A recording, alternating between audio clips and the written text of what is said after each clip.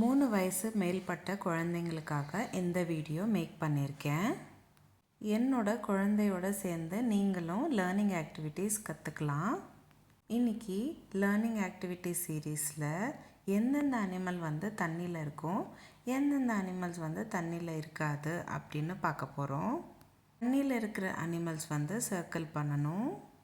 ஆனால் என்னோடய பையன் சர்க்கிள் பண்ணுறது பதிலாக டிக் பண்ணியிருக்காரு. வாங்க வீடியோக்குள்ளே போய் பார்க்கலாம்.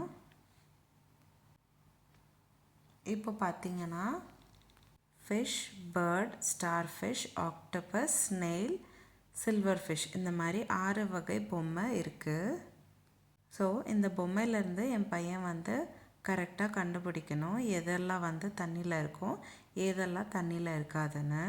தண்ணியில் இருக்கிற அனிமல்ஸ் எல்லாம் டிக் பண்ணார்.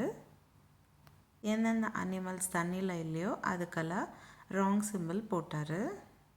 இதே மாதிரி நீங்களும் உங்கள் வீட்டில் ஒரு பேப்பரில் தண்ணியில் இருக்கிற அனிமல்ஸ், தண்ணியில் இல்லாத அனிமல்ஸ் வரைஞ்சி உங்கள் பசங்களுக்கும் இந்த ஆக்டிவிட்டி செஞ்சு கொடுங்க.